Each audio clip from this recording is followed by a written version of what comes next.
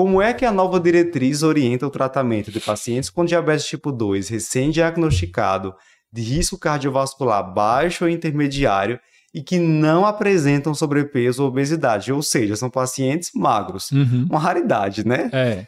Como é que seria o tratamento desse paciente? Eu ia dizer para investigar MOD, né? Coisas assim diferentes. Não, mas aí assim, pensando que é diabetes tipo 2 e que a gente está falando do tratamento, né? Então vemos.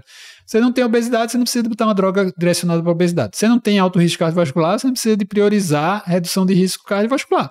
Aí aqui você tem a metformina entrando bem aqui como uma droga inicial, né? Tem um custo mais acessível, tem um perfil interessante. E aí você poderia usar a IDP4, poderia usar a SGLT2 também, vai ter algum benefício, porque a prioridade aqui é como só... segundo lugar, né? A gliflozina, isso, para monoterapia. Pensando nessa questão de acesso e você preservar, né? A pobre da metformina, né? Ela meio que ficou escanteada agora, então deixaram a minoria em algum momento. A minoria da minoria da minoria. O magro de baixo risco, quem é esse paciente, pelo amor de Deus? Cabe aqui um adendo, né? Que assim, o paciente é magro, mas o paciente não pode ter perdido peso, né? Sim, nos últimos meses. Aí já entra em outro espaço do fluxograma, porque né? aí vai que ele perdeu peso e por alguma razão a glicada veio boa, não sei, se veio uma glicada não tão alta, né? Mas assim, sempre considerar que esse paciente com diabetes magro, questionar o histórico de peso dele, né? Certo. Mas aí fica a metformina mesmo, aí você pode fazer outra, intolerante, ou a função renal...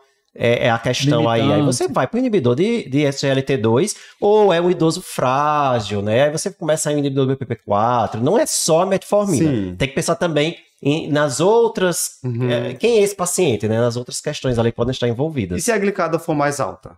For maior que 7,5? Seria metformina com um AD1. Isso. Aí coloca a gliflozina ou agonista de receptor de GLP-1. Exato. Isso. E se não puder fazer por causa do acesso, pode ser outra pode associar medicação. Até sulfonilureia. Eles a gente não falou ainda sulfonilureia, mas tá lá em algumas situações de associação também. Por falar em sulfonilureia, Eric, um dado que me chamou a atenção nessa diretriz, quando eles vão classificar quais são os AD, né?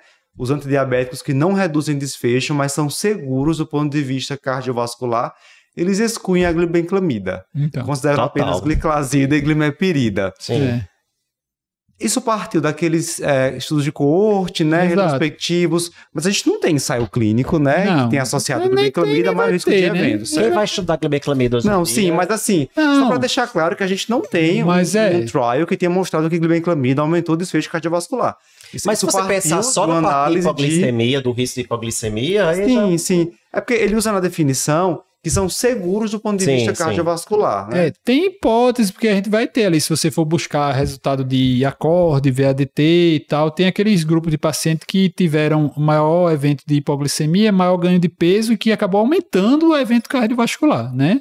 E aí, como era um estudo um pouquinho mais antigo, basicamente esses pacientes usaram insulina e sulfonilureia, principalmente glibenclamida. Então, como você tem estudo de segurança com glimepirida, tem estudo de segurança com gliclazida e a glibenclamida acaba ficando ali no bolo do risco, então realmente aí você tem que deixar a glibenclamida um pouquinho como não indicado. Se você puder não usar, não use. Né? O que fica a mensagem se você está com paciente baixo risco cardiovascular, sem obesidade, vai começar metformina aí, mas o paciente tem hemoglobina maior que 7,5, você vai associar alguma coisa, não tem condições de fazer inibidor de SGLT2, de análogo de GLP-1, né? Ou até de outras, porque inibidor de PP4 também é caro. E a gente vai recair o quê? Sulfonilureia, no SUS, principalmente. Que é o fluxograma do SUS, né? Isso, vai recair aí, esse paciente vai recair na sulfonilureia. Tentar preferir, a mensagem é essa, gliclazida ou glimepirida e evitar glibenclamida. Isso vai ser possível em todo lugar? Não. Né? Se a gente pegar a realidade de SUS, interiorzão, às vezes não tem. Às vezes mesmo aqui em Recife, às vezes falta na prefeitura gliclazida e o paciente pode não ter dinheiro para comprar. Acaba na glibenclamida. Mas não seria o ideal. Antes que alguém vá saco de pedra aqui achando que a gente está faltando alguma coisa, né? Lembrar que esse capítulo é para paciente sem doença estabelecida, né? Então a gente está falando aqui paciente sem doença cardiovascular, ele é alto risco, ele não é muito alto. E ele não tem também nefropatia instalada, né? Ele manda que você avalie, antes de escolher a droga, também avaliar a nefropatia, mas se ele tiver nefropatia, ele vai para o capítulo de nefropatia. Se ele tiver insuficiência cardíaca, ele vai para o capítulo de insuficiência cardíaca. Então, assim, aqui nem tem insuficiência cardíaca, porque a insuficiência cardíaca teria o próprio, não tem nefropatia, porque aí teria também uma mudança, e não tem doença cardiovascular estabelecida, tá? Inclusive, eles atualizaram bastante o capítulo dessa renal diabetes, mas eu acho que isso aí vai ser assunto para outro dia, né, Ícaro? Sim. Apesar de que, assim, o paciente de muito alto risco que ele cita poderia ser esse com doença estabelecida, né? Apesar de não ter um fluxograma. Eu acho que não tem insuficiência cardíaca. Sem DRC, perfeito. Aí é um tema de outro podcast, né, Luciano? Isso.